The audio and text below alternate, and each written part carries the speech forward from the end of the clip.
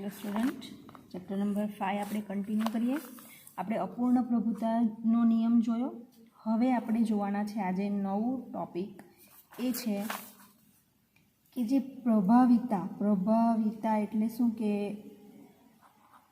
જે લક્ષણ પ્રદર્શિત થાય છે એ કેવી રીતે થાય છે, એ પ્રભાવિતાની સંકલ્પનાનું સ્પષ્ટીકરણ।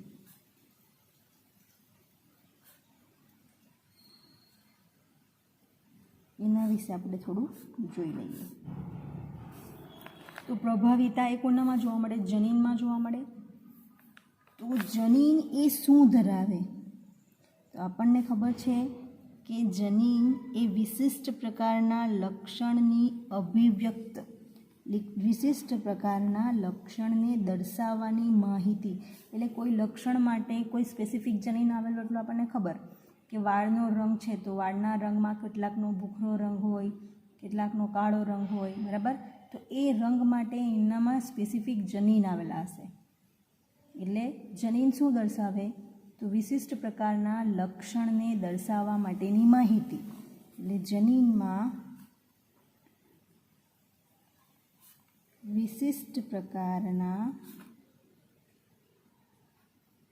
લક્ષણને અભિવ્યક્ત અથવા દર્શાવવા માટેની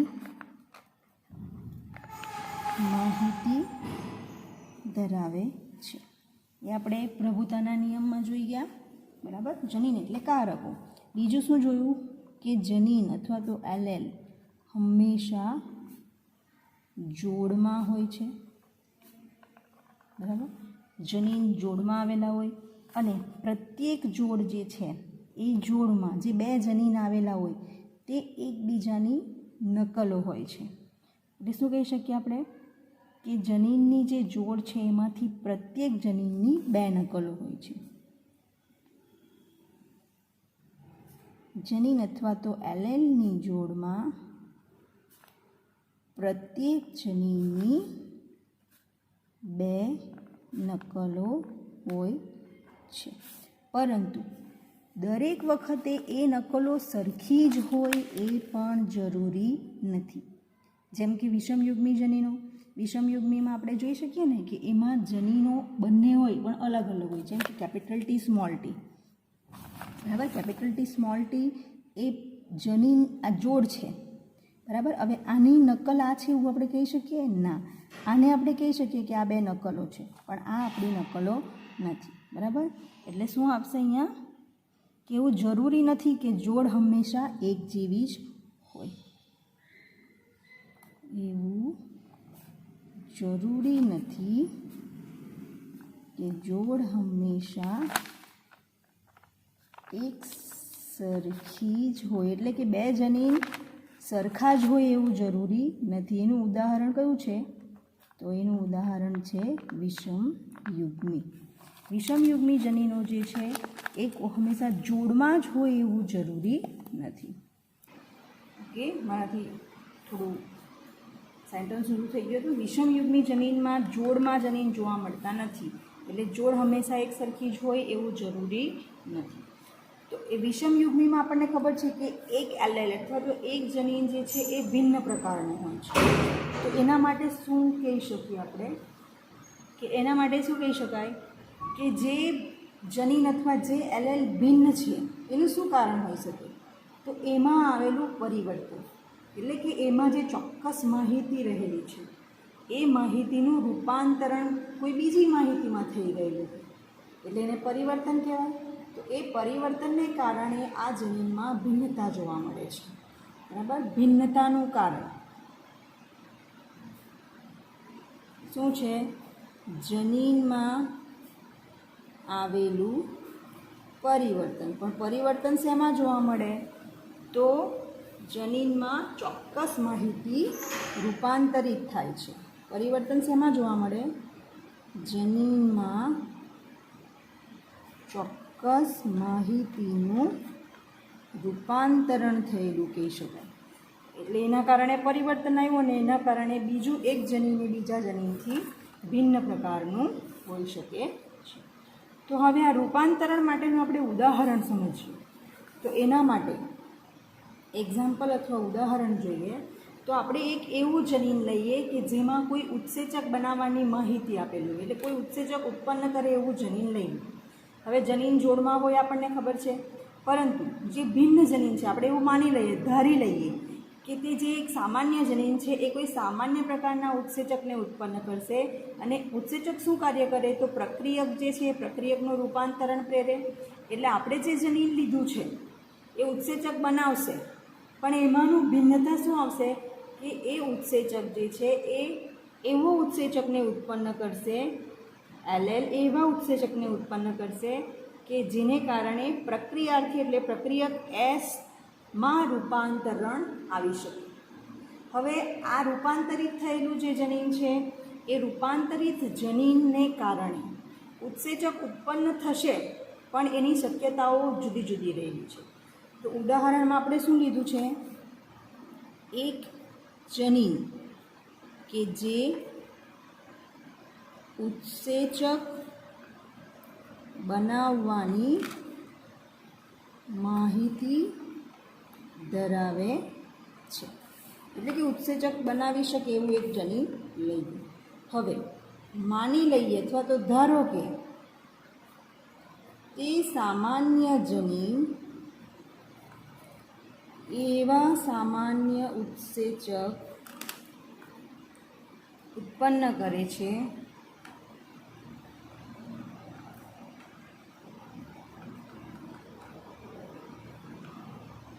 કે જે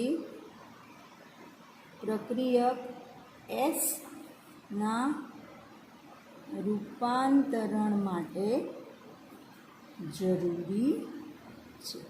બરાબર, એ છે આપણું ઉદાહરણ. એક જનીન લીધું, જોડમાં આવે જનીન, જનીન કેવું હોય જોડમાં હોય, પણ એમાં જો વિષમયુગ્મી હોય, બરાબર, વિષમયુગ્મી જનીન છે તો એ જનીન ઉત્સેચક બનાવવાની માહિતી ધરાવે, એટલે એ જનીન શું કરશે, કોઈ સ્પેસિફિક ઉત્સેચક ઉત્પન્ન કરશે. પણ એ ઉત્સેચક, બરાબર, એ ઉત્સેચક એવો ઉત્પન્ન કરશે કે જેને કારણે પ્રક્રિયકમાં રૂપાંતરણ થવાનું. એમ પણ ઉત્સેચકનું કાર્ય એ જ છે કે ઉત્સેચક પ્રક્રિયક સાથે જોડાય અને એનું નિપજમાં રૂપાંતર કરે, એટલે પ્રક્રિયકના સ્વરૂપમાં ફેરફાર થયો. તો આ રૂપાંતરણ માટે આપણે જે ઉત્સેચકનું આપણે જે જનીનને ધ્યાનમાં લીધું છે હવે રૂપાંતરિત થઈ ગયું છે, બરાબર. તો હવે શું થશે, હવે આ રૂપાંતરિત જનીન જે છે એ રૂપાંતરિત જનીન દ્વારા ઉત્સેચક ઉત્પન્ન થશે, પણ એની શક્યતાઓ જુદી જુદી છે. એક કે એ ઓછો સક્રિય અથવા ઓછો ક્રિયાશીલ ઉત્સેચક ઉત્પન્ન કરે, અથવા તો એને સામાન્ય ઉત્સેચક કહી શકીએ. બીજું, બિનક્રિયાશીલ ઉત્સેચક ઉત્પન્ન કરી શકે, બરાબર. અને ત્રીજું કે કોઈ પણ ઉત્સેચક ઉત્પન્ન થતો નથી. એટલે રૂપાંતરિત જનીન દ્વારા આપણને ત્રણ શક્યતા રહેલી. એ જનીન ક્યાં તો ઉત્સેચક ઉત્પન્ન નહીં પણ કરતું હોય, રૂપાંતરણ થઈ ગયેલું છે પ્રક્રિયક સાથે જોડાઈને, બરાબર, તો એને કારણે કોઈ ઉત્સેચક ઉત્પન્ન નથી થતો. બીજું, ઉત્પન્ન કરશે ઉત્સેચક પણ કેવો હશે, ઓછો ક્રિયાશીલ હશે, બરાબર. અને બીજું, ત્રીજી શક્યતા રહેલી કે ઉત્સેચક ઉત્પન્ન થશે પણ એ કોઈ પણ કાર્ય કરવા માટે રેડી હોતો નથી. એટલે રૂપાંતરિત જનીન જે આપણે શબ્દ વાપરેલો છે એમાં આ ત્રણ શક્યતા રહેલી. એમાંથી આ જે પહેલો કિસ્સો છે, બરાબર. એટલે પહેલું જે આપણે ઉદાહરણ લઈએ કે એમાં કોઈ ઓછો સામાન્ય ઉત્સેચક ઉત્પન્ન કરે અથવા ઓછો ક્રિયાશીલ ઉત્પન્ન કરે, તો એમાં આપણે કહી શકીએ કે રૂપાંતરિત જનીન એ અરૂપાંતરિત જનીન જે છે એ જનીનને સમાન હોય છે, બરાબર. કેમ? કારણ કે તો જ આને કારણે જ એક જ સ્વરૂપ પ્રકાર ઉત્પન્ન થશે જે પ્રક્રિયક એસનું રૂપાંતરણ કરશે. એટલે જો રૂપાંતરિત જનીન અને અરૂપાંતરિત જનીન, જે રૂપાંતર પામતું છે એના કારણે ઉત્સેચક બનવાના, પણ જો અરૂપાંતરિતને સમાન જ હોય તો એને કારણે એક જ સ્વરૂપ પ્રકાર ઉત્પન્ન થવાનું અને એને કારણે પ્રક્રિયક એસનું રૂપાંતરણ થશે. એસનું રૂપાંતરણ થવાનું તો જ સ્વરૂપ પ્રકાર ચેન્જ થવાનું. બરાબર, એટલે એ ઉત્સેચક ક્યાં બંને એક સમાન જેવું જ કાર્ય કરતા હશે. બરાબર. અને બીજું, આ બે જે કિસ્સાઓ છે, બિનક્રિયાશીલ ઉત્સેચક અને કોઈ પણ ઉત્સેચક ઉત્પન્ન કરતો નથી. બરાબર. તો બાકીના બે કિસ્સાઓ, બરાબર, એમાં જે જનીન છે રૂપાંતરિત જનીન, બરાબર, સ્વરૂપ પ્રકાર પર અસર થઈ શકે છે. એટલે બિનક્રિયાશીલ ઉત્સેચક ક્યારે બને? જો સ્વરૂપ પ્રકાર બદલાઈ જશે તો. અહીંયા એક જ સ્વરૂપ પ્રકાર છે એટલે બંને એક જ કાર્ય કરવાનું છે, રૂપાંતરણનું જ. જ્યારે આમાં શું થવાનું? સ્વરૂપ પ્રકાર જ બદલાઈ જવાનું, તો જ બિનક્રિયાશીલ અથવા ઉત્સેચક બનવાનો નથી. બંને પ્રકારમાં સ્વરૂપ પ્રકાર બદલાઈ જશે. અહીંયા આપણે જોવાનું છે અરૂપાંતરિત અને રૂપાંતરિત જનીન વિશે. તો અહીં અરૂપાંતરિત જનીન છે, એ અરૂપાંતરિત જનીનનું કાર્ય એ શું નક્કી કરશે? તો એ દર્શાવશે સ્વરૂપ પ્રકાર અથવા તો લક્ષણ. એટલે કોઈ પણ સજીવનું સ્વરૂપ પ્રકાર અથવા લક્ષણ એ અરૂપાંતરિત જનીનના કાર્ય પર આધાર રાખતું હોય છે. બરાબર, આ ખાસ ધ્યાન રાખવાનું કે જે પણ અરૂપાંતરિત જનીન હશે એ જે કાર્ય કરતું હશે એને આધારે જે તે સજીવનું લક્ષણ નક્કી થશે. કેમ? કારણ કે જે આ અરૂપાંતરિત જનીન છે એ અરૂપાંતરિત જનીન વાસ્તવિક સ્વરૂપ પ્રકાર ધરાવે છે. કેવું ધરાવે? વાસ્તવિક સ્વરૂપ પ્રકાર દર્શાવે છે. એટલે એને શું કહેવામાં આવે? પ્રભાવી જનીન તરીકે ઓળખવામાં આવે છે. એટલે શું? હવે અહીંયા સમજીએ. અરૂપાંતરિત જનીન છે એટલે જે સજીવનું સ્વરૂપ છે એ જ સેમ સ્વરૂપ દર્શાવશે. કારણ કે અરૂપાંતરિત જનીન સ્વરૂપ પ્રકાર નક્કી કરે અને જે સજીવ છે એનું જ સેમ લક્ષણ બીજામાં ઉતારશે એટલે એ પ્રભાવિત થશે. અને અહીં આપણે કહી શકીએ કે રૂપાંતરિત જનીન જે છે એ રૂપાંતરિત જનીન કેવું હશે? પ્રચ્છન્ન જનીન હોય છે. બરાબર, એટલે રૂપાંતરિત અને અરૂપાંતરિત એ બંનેમાં ખબર પડી. અરૂપાંતરિત એટલે કે જે જનીનમાં કોઈ પણ પ્રકારનું પરિવર્તન નથી આવતું તે અરૂપાંતરિત કહેવાય. જો પરિવર્તન આવશે તો એ પ્રચ્છન્ન બની જશે, એટલે તે પોતાનું કાર્ય નહીં દર્શાવી શકશે કારણ કે એ રૂપાંતરણ થઈ ગયેલું છે. અને મોટે ભાગે જે પણ લક્ષણ આપણને દેખાય છે એ અરૂપાંતરિત જનીનને કારણે જ હોય છે. ખ્યાલ આવતો છે? આપણે નર અને માદાની વાત કરીએ ઉદાહરણ તરીકે, XY અને XX. આપણને ખબર છે કે આ માદા છે અને આ નર છે. તો અહીંયા અરૂપાંતરિત જનીન તરીકે આપણે કહી શકીએ કે X, જ્યારે આ અને આ રૂપાંતરિત સ્વરૂપ છે. બરાબર, તો અહીંયા રૂપાંતરિત સ્વરૂપ જે છે, અહીંયા આપણે ઉદાહરણ ફક્ત સમજીએ છીએ, આને કારણે આપણને લક્ષણો દેખાશે. બરાબર, આપણે આ લિંગી પ્રજનનની જોડ લીધી છે, પણ અહીંયા ખ્યાલ આવ્યો તમને? વાસ્તવિક સ્વરૂપ પ્રકાર એટલે જે સજીવ છે એના જેવા લક્ષણો બીજા સજીવમાં દેખાવાના એ અરૂપાંતરિત જનીનને કારણે હશે. જ્યારે જે જનીનનું પરિવર્તન જોવા મળશે એનો સ્વરૂપ પ્રકાર બદલાઈ જશે, એટલે એ કોઈ પણ સ્વરૂપ પ્રકાર બતાવી દેશે એટલે એને આપણે શું કહી શકીએ? એ રૂપાંતરિત થઈ ગયેલું છે એટલે એનું કાર્ય અલગ થઈ જશે, એટલે એ પ્રચ્છન્ન જનીન કહેવાય. અને આપણે જે ઉદાહરણ સમજ્યા છે એમાં પ્રચ્છન્ન જનીન પોતાની અસર અભિવ્યક્ત કરતું છે. આપણે શું જોયું કે જનીનમાં પરિવર્તન આવ્યું એટલે એસમાં રૂપાંતરણ થયું. એસમાં રૂપાંતરણ થયું. હવે રૂપાંતરણ થયું એટલે રૂપાંતરિત જનીન પોતાની અસર વ્યક્ત કરી. એટલે આમાં ઉત્સેચક કયો હશે? બિનકાર્યક્ષમ ઉત્સેચક ઉત્પન્ન થશે અથવા તો કોઈ જ ઉત્સેચક ઉત્પન્ન થતો નથી. ફરી પાછું એકવાર આપણે જે ઉદાહરણ લીધું છે, આપણે રૂપાંતરિત જનીનનું લીધું છે. તો રૂપાંતરિત જનીન કેવો લક્ષણ દર્શાવે? પ્રચ્છન્ન જનીન છે તો પ્રચ્છન્ન જનીનનું લક્ષણ અભિવ્યક્ત નથી થતું, એટલે આપણે જે જનીન લીધું છે એ ઉત્સેચક બનાવવા માટેની માહિતી ધરાવતું છે, પણ એ રૂપાંતરિત થઈ ગયું છે જનીન, એટલે એમાંથી ત્યાં કોઈ ઉત્સેચક બનતો નથી અથવા તો બને તો બિનક્રિયાશીલ હોય છે. ખ્યાલ આવી ગયો? ઉત્સેચક આપણા અપૂર્ણ પ્રભાવિતાનું આ એક ઉદાહરણ કે પ્રભાવિતા એટલે કે શા માટે પ્રભુતાનું લક્ષણ જ અભિવ્યક્ત થાય છે એ આપણે સમજી શકીએ આ ઉદાહરણ પરથી. બરાબર.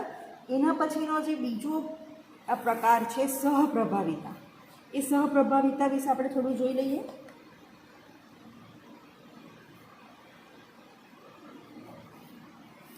હમણાં સુધીનો આપણે જે સંકરણ પ્રયોગ જોયા એ સંકરણ પ્રયોગમાં આપણને શું મળે? F1 પેઢીમાં એક જ પિતૃના લક્ષણો અભિવ્યક્ત થાય છે એ જોયું, અથવા તો વચગાળાના લક્ષણો ધરાવે છે. આ બે કન્ડિશન આપણે જોઈ. એક સંકરણમાં એક જ પિતૃના લક્ષણો અને આ વચગાળાના લક્ષણો એટલે અપૂર્ણ પ્રભુતામાં આપણે આ જોયું. F1 પેઢીમાં આપણને આ લક્ષણો જોવા મળે છે. પણ આપણે શું જોવાના છે? સહપ્રભાવિતા. સહ એટલે સરખી. તો સહપ્રભાવિતામાં શું થાય કે F1 પેઢીમાં બંને પિતૃના લક્ષણો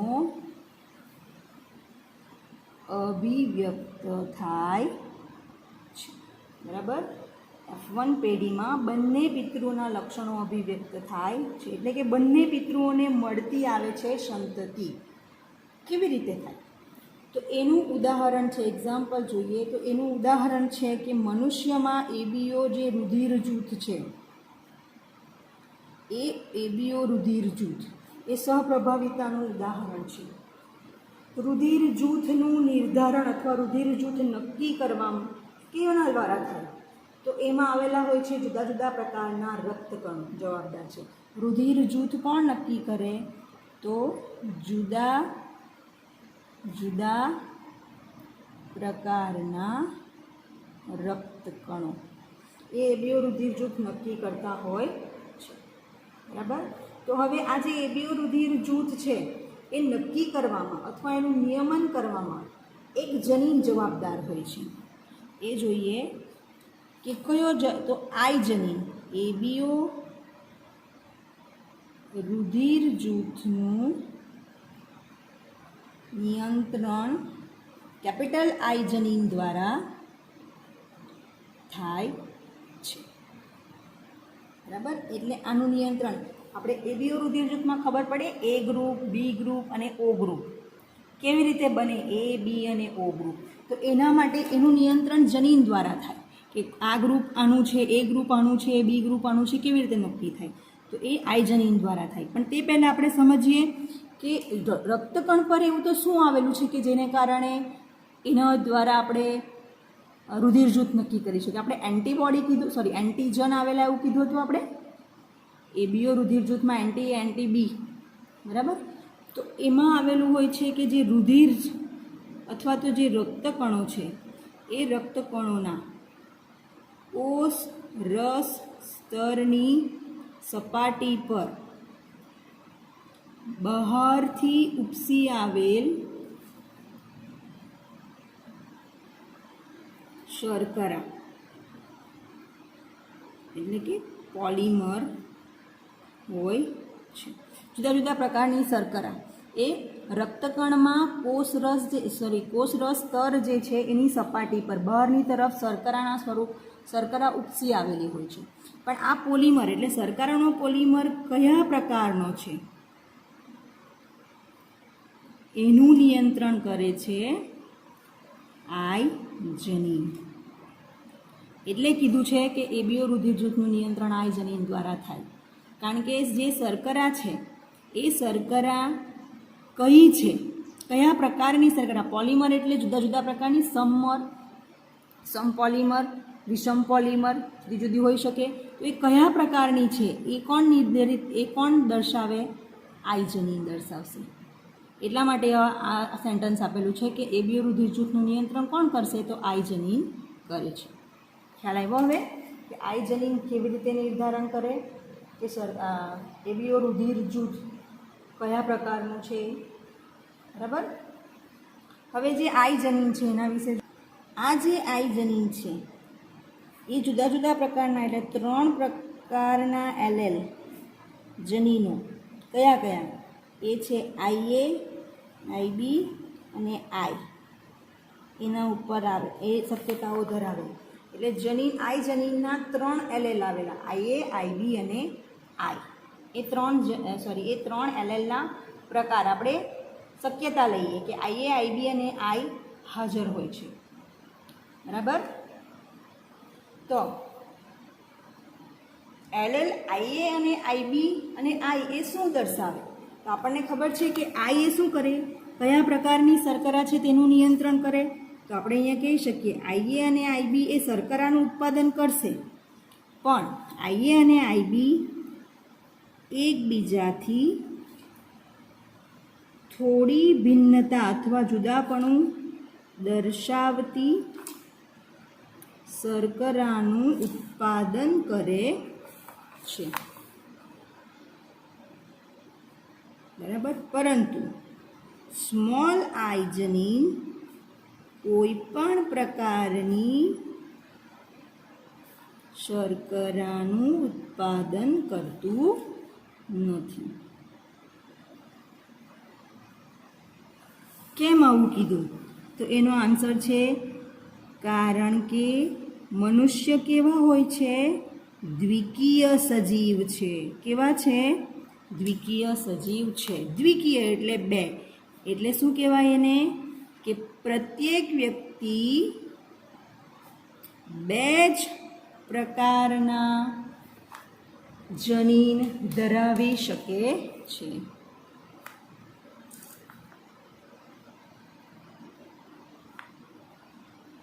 બરાબર. હવે ફરી પાછું એકવાર જોઈ લઈએ કે મનુષ્ય દ્વિકીય સજીવ છે, એટલે 2 જ પ્રકારના જનીન ધરાવશે. ત્રીજા પ્રકારનું નહીં આવી શકે, પણ અહીંયા આપણે શક્યતા કેટલી છે? 3 છે, આઈએ, આઈબી અને આઈ. એટલે કીધું છે કે આઈએ અને આઈબી એ શર્કરા ઉત્પન્ન કરશે, પણ એકબીજાથી થોડી જુદી હોય એવી. જ્યારે આઈ એ કોઈપણ પ્રકારની શર્કરા ઉત્પન્ન કરતું નથી. એટલે આપણે આ 3 વાવેલા છે, પણ આ 2 શર્કરા દર્શાવશે, આ કોઈ શર્કરા દર્શાવતું નથી. બરાબર. એટલે અહીંયા હવે અહીં આપણે શું કહી શકીએ કે આઈએ અને આઈબી એ આઈ પર પ્રભાવી હોય છે. એટલે પ્રભાવી અસર દર્શાવતી હશે, કારણ કે આઈ તો કોઈ શર્કરા નથી દર્શાવતું એટલા માટે.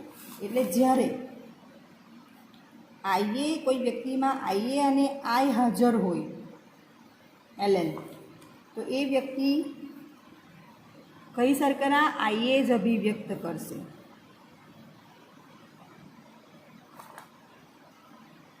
બરાબર. એમાં આઈ એ જ અભિવ્યક્ત થશે, કારણ કે આઈ તો એ પ્રકારની શર્કરા જ અભિવ્યક્ત કરશે. એ જ પ્રમાણે જ્યારે આઈબી અને આઈ હાજર હોય તો આઈ બી જ અભિવ્યક્ત થાય છે. એટલે બી પોઝિટિવ, બી ગ્રુપ ધરાવતું કહેવાશે. અને જે વ્યક્તિમાં આઈએ અને આઈબી બંને હાજર હોય તો શું થશે?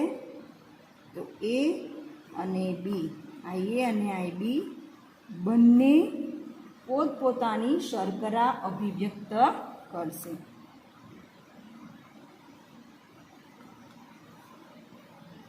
બરાબર. એટલે રક્તકણ પર એ અને બી એ બંને પ્રકારની શર્કરા રક્તકણની અંદર હાજર રહેશે. અહીંયા એલેલ જુદા જુદા છે, આઈએ, આઈબી અને આઈ.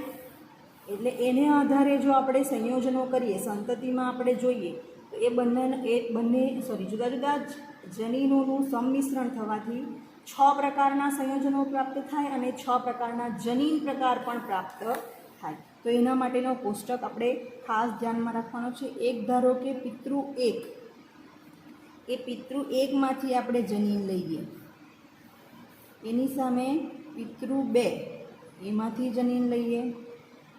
બરાબર. એટલે આપણને સંતતિ મળવાની. એટલે સંતતિનો જનીન પ્રકાર આપણને મળશે કે કયો જનીન પ્રકાર ધરાવે, અને એને આધારે સંતતિ જે છે એ સંતતિનું રુધિર જૂથ કયું છે તે આપણે જોઈ શકીએ, જેને આપણે સ્વરૂપ પ્રકાર પણ કહી શકીએ. કયું છે આ? સંતતિનું રુધિર જૂથ એ સ્વરૂપ પ્રકાર કહેવાશે. આને સ્વરૂપ પ્રકાર કહેવામાં આવશે.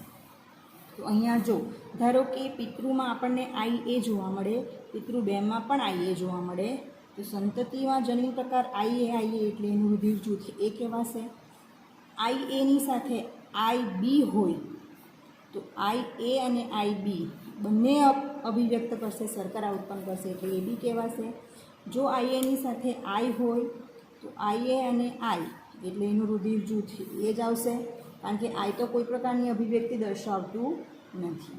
એ જ પ્રકારે B માટે લઈએ તો IB અને IB હોય તો IB એટલે B પ્રકારનું રુધિર જૂથ ઉત્પન્ન થશે. એ જ રીતે IBની સાથે IA હોય તો IB અને IA એટલે AB પ્રકારનું રુધિર જૂથ ધરાવશે વ્યક્તિ. અને જો IBની સાથે સ્મોલ I હોય તો ફક્ત B અભિવ્યક્ત થશે એટલે રુધિર જૂથનું B આવશે. અને જો બંને વ્યક્તિમાં I જનીન આવેલા હોય તો એ બંને કોઈપણ પ્રકારની શર્કરા અભિવ્યક્ત કરતા નથી એટલે વ્યક્તિનું રુધિર જૂથ આવશે O. આ છે આપણી સહપ્રભાવિતા, બરાબર, કે જેમાં બંને પિતૃના લક્ષણો, બરાબર, બંને પિતૃના લક્ષણો અભિવ્યક્ત થયેલા આપણને જોવા મળે છે. એક પિતૃ છે, આ બીજો પિતૃ છે, તો એના લક્ષણો આપણને સાથે સરખા થયેલા જોવા મળે છે. બધા પોતપોતાના લક્ષણો અભિવ્યક્ત કરી શકશે. આ થઈ આપણી સહપ્રભાવિતા. Thank you.